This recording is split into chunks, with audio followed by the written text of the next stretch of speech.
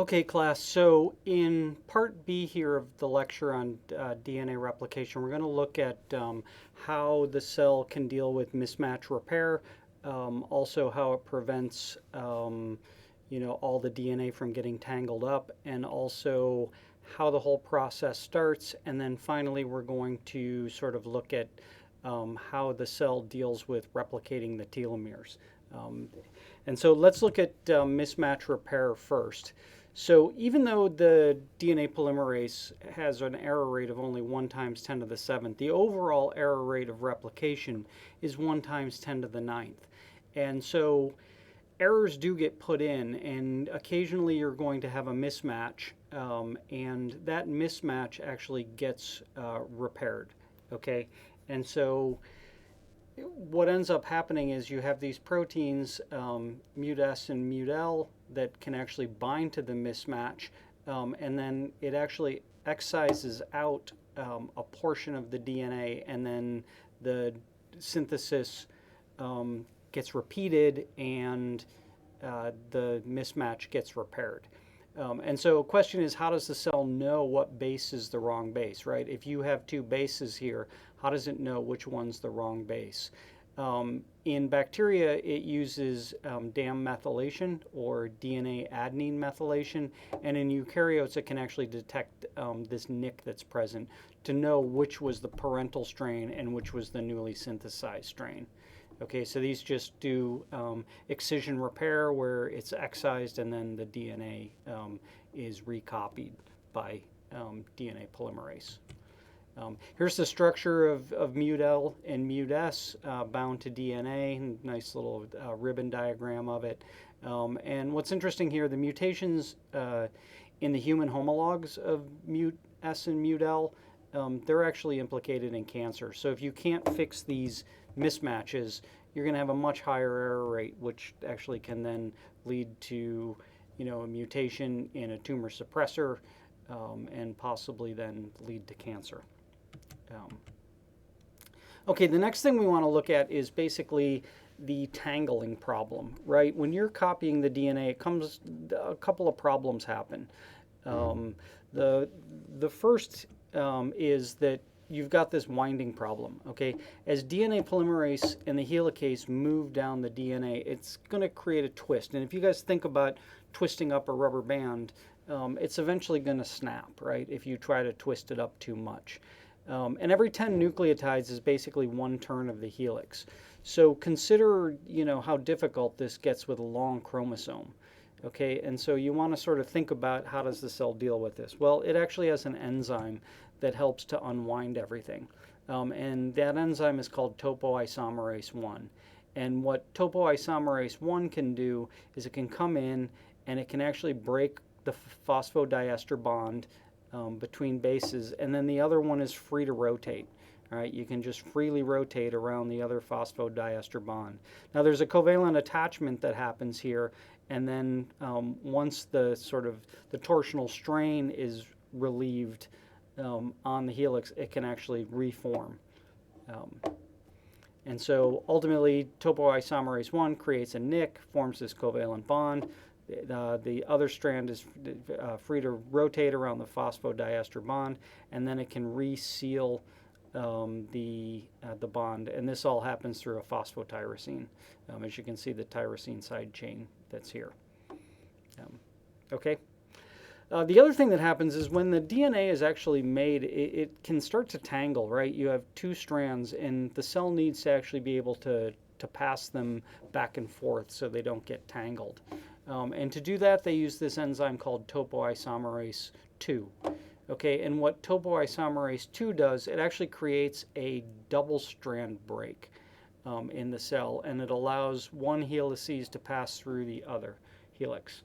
And then it really reseals the nick, okay, or it reseals the double strand break. And topoisomerase 2 actually uses ATP for this process, but it doesn't need it for the actual sealing of the DNA. It only needs the ATP hydrolysis to reset the enzyme. Okay, and here's just sort of another example. You have 2 circular pieces of DNA or 2 pieces of DNA. that are sort of interlocked. Topoisomerase comes in, creates a double-strand break. The DNA is free to pass through, and then topoisomerase reforms the phosphodiester bonds and the double-strand break, and then the enzyme is actually released. Okay, another thing with replication that you guys need to know is the origin of replication and how it all begins. Okay, DNA replication needs to start somewhere, right? And the process of it starting is called initiation. And initiation occurs at the Ori, or the origin of replication.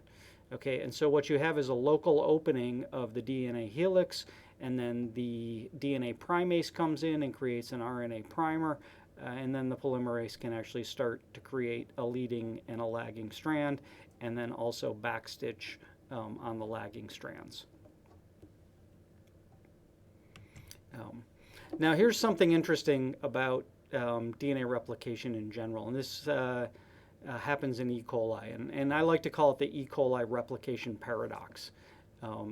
And what's kind of neat about this is E. coli only has one origin of replication. It only has one Ori. And it takes about 40 minutes to replicate the E. coli genome. However, the organism E. coli can double every 20 minutes. And so the question is, how can it double at a rate faster than it's able to synthesize its DNA? Okay, and that's the big question. Okay, and let's see how this happens when we look at initiation. Okay, so once initiation starts, there's no stopping, right? So all the regulation in it has to occur before, right? And we'll see this with the cell cycle as well. You have to have enough nutrients around and enough energy to synthesize your whole DNA. And so what ends up happening is you have your origin of replication, and then you have your initiator proteins that bind to the Ori. These initiator proteins recruit the DNA helicase through a helicase loading protein, and that loads it on. And you guys can sort of think of this as being almost analogous to the clamp loader loading the sliding clamp. And it loads the DNA helicase on. It creates a little localized bubble, and then the DNA primase can come in and create the RNA primer, and then the clamp loader can load the sliding clamp and DNA polymerase.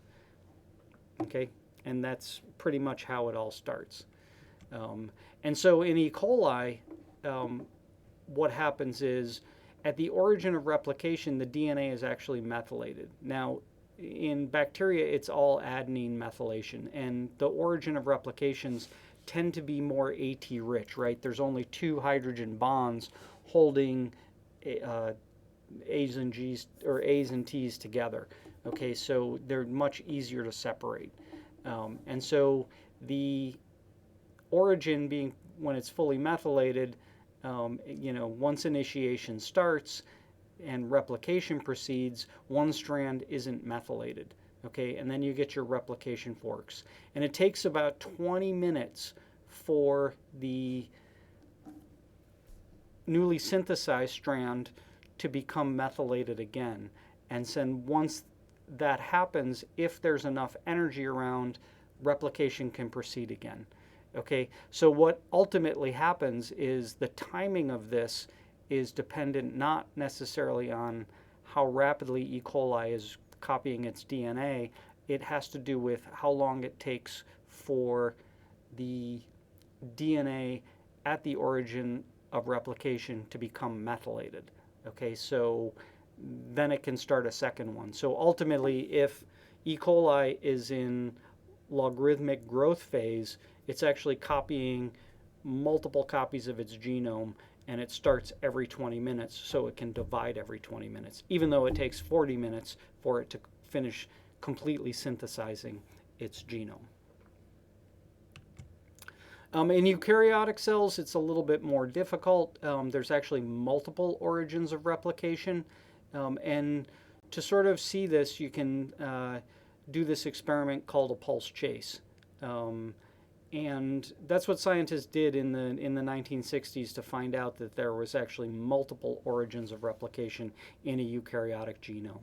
And the way a pulse chase works is you can pulse in a small amount of radioactivity. Okay, in this case they're using a radio-labeled thymidine. And when they add that to the growth media, the organism will start to incorporate the radio-labeled thymine. And then they wash it out or chase it and then put unlabeled H3 thymidine in, and synthesis proceeds. And so using this, they can actually see the areas where the radioactivity was incorporated, and they can tell where the replication started near the origin of replication. Okay, so that's just a note on pulse chase. We'll see this again in upcoming slides where they use a fluorescently labeled nucleoside triphosphate instead of H3 thymidine.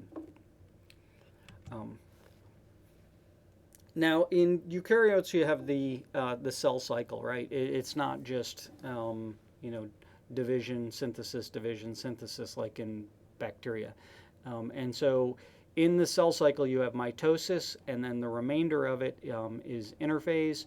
And interphase is actually broken down into subphases, G1, S phase, and G2. And all of DNA replication happens in the S phase, or the synthesis phase.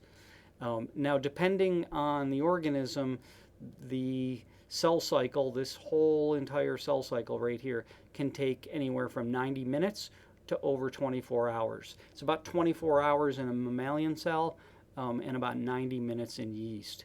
And for a typical mammalian cell, it takes about 8 hours to actually go through S phase to replicate all of the DNA.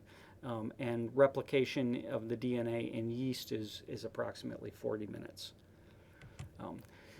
So here's a different sort of figure looking at sort of pulse chase, and this time they're going to be using a fluorescently labeled nucleoside, and what they do is they add it in. And so in early S phase, you can see some of the origins of replication. And they occur at different parts along the chromosome. And in general, some of the eukaryotic regions tend to be synthesized first, and the heterochromatic regions tend to be synthesized second, okay, or later, not second, but later. Okay, so depending on the difficulties and the packaging of the chromatin, that sort of dictates when the DNA is replicated. Now the question is, how did they find the origins of replication in eukaryotic cells? And so in the case with yeast, they did this really sort of cool experiment over here. All right, so what they did was they took a plasmid containing the hist gene, okay, and this is required to make histidine, and then they randomly cloned in all different portions of the yeast genome, okay, and then they transfected this into a yeast cell that lacked the histidine gene, okay, so it couldn't synthesize its own histidine, and they plated it on minimal plates, okay. Now, occasionally you got a couple of rare transformants where the hist gene was actually incorporated into the genome, but if you cloned in the origin of replication, or the autosomal replicating sequence, ARS, which they're called in yeast, this plasmid could then replicate on its own, and many of the colonies could grow, and you got a high frequency of transformants if you had the ARS there. Okay, and so what they found when they were looking at the origins in yeast, these ARS sequences, they found that they were AT rich. Okay, so this was just a really kind of a great experiment, because it really allowed a lot of molecular genetics to occur, because they could start to then make DNA plasmids and allow them to grow in yeast, and then that allowed a real fabulous understanding of how cell biology works, all because of cloning this ARS sequence. So here's just sort of a nice schematic of how the origins look on yeast chromosome 3. They're sort of highlighted in green. There's multiple ones, unlike E. coli, which just has one. The preferred ones are shown actually in green, and the ones that are less preferred are shown in red. And one of the things that I think is important for you guys to realize that in a eukaryotic organism like yeast, any single origin is sort of dispensable. Okay, in E. coli, if you remove the origin, it could never replicate its genome. However, in higher organisms with more complex genomes, there's multiple origins of replication, and any one is sort of dispensable, because it can use the others and still finish the process. It may grow a little slower because it takes longer to replicate its DNA, because there's not as many origins, but like I said, these are sort of dispensable because there's multiple, to compensate for the loss of any one. Now, if we want to look at one of these origins closely, this is what it looks like. You have an ORC binding site or an ORC binding site. You have your unwinding region, which is very AT rich, and then you have this ABF1 binding site on the other side. And so what happens during the cell cycle is you have your ORC binding to the ORC binding site, and what that does then in G1 is it'll recruit CDC6 and CDT1 to the DNA, and that actually helps to recruit the DNA helicase, which is called MCM. And then what you then have is this pre-replicative complex, or the pre-RC.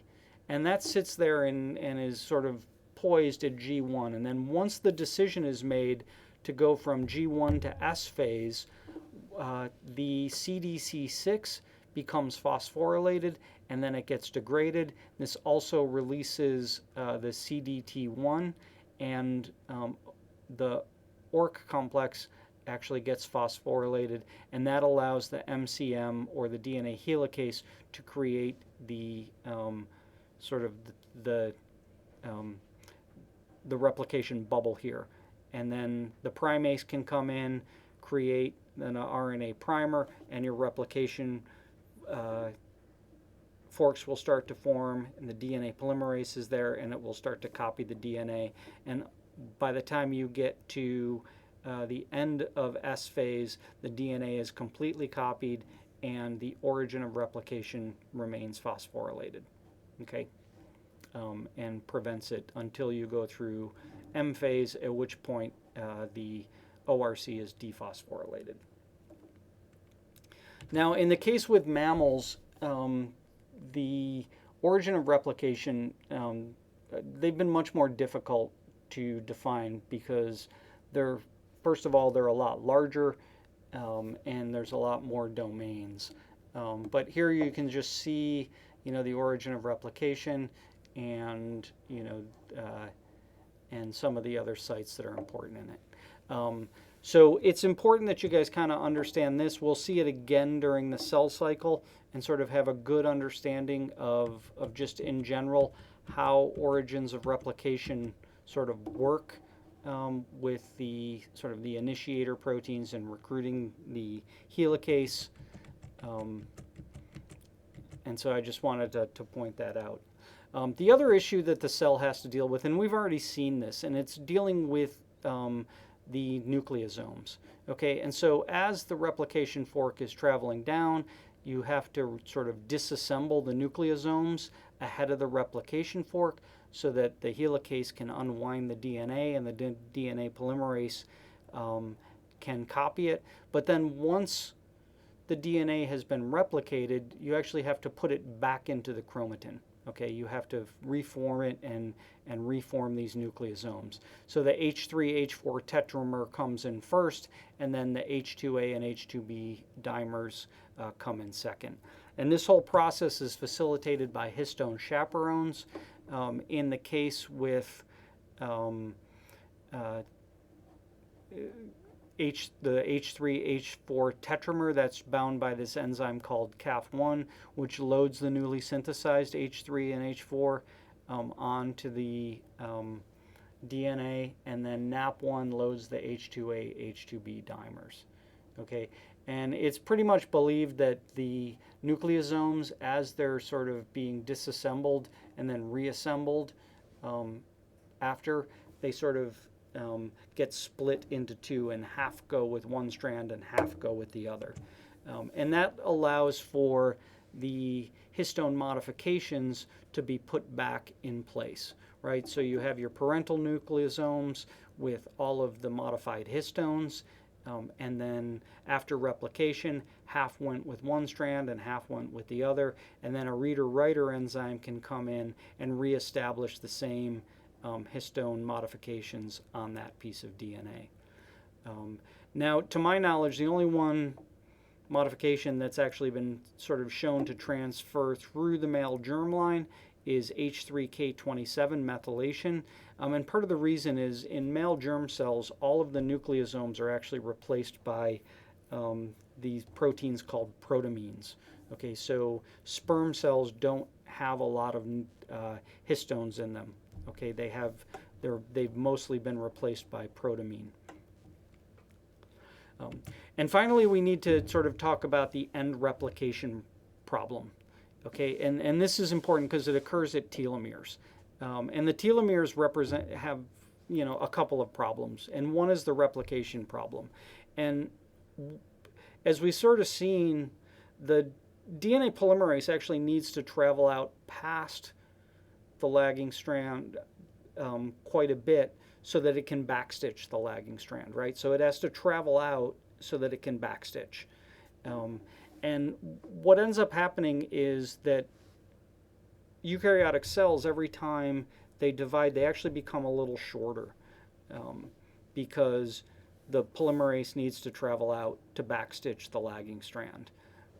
And so to sort of counteract this, the cell has this enzyme called telomerase. Okay, and that's what's involved in helping to replicate the telomeres. And telomerase is a reverse transcriptase. And here it is right here, and it actually uses an RNA template to synthesize a DNA strand. Hence, it's a reverse transcriptase, right? It's converting an RNA into DNA, right? It's using RNA as a template to make a DNA strand. And here's how it works. You have your sort of end of your chromosome and your incomplete newly synthesized lagging strand, and then telomerase can come in and it uses the RNA template to add nucleotides onto the DNA so that the DNA polymerase can travel out and backstitch in the next fragment. So even though this is here to do this, a somatic cell will actually lose some of its telomere sequences every time it replicates, and what you end up having is this thing called replicative senescence. Okay. The other problem with telomeres is that, and we'll see this in the next lecture when we're looking at DNA repair, is that cells hate a double-strand break. Okay, and basically DNA in a eukaryotic organism is linear.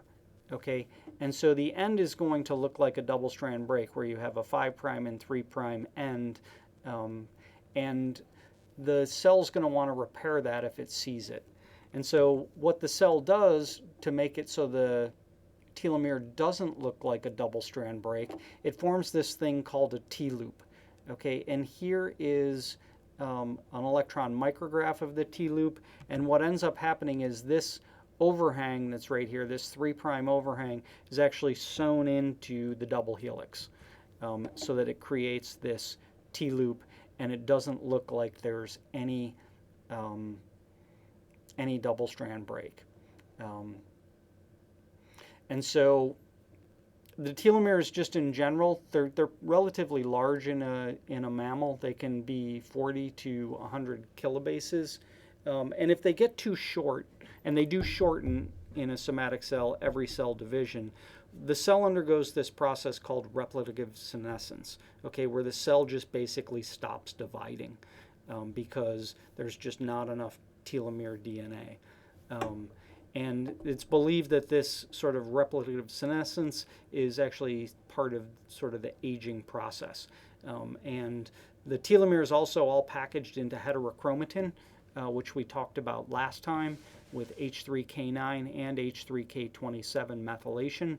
And it's also localized to the nuclear periphery when we were looking at sort of the structure of the genome. And so just getting back to progeria, and someone asked this in our discussion last week, do we need to know diseases? Well, the telomeres are actually out on the nuclear periphery near the nuclear lamin.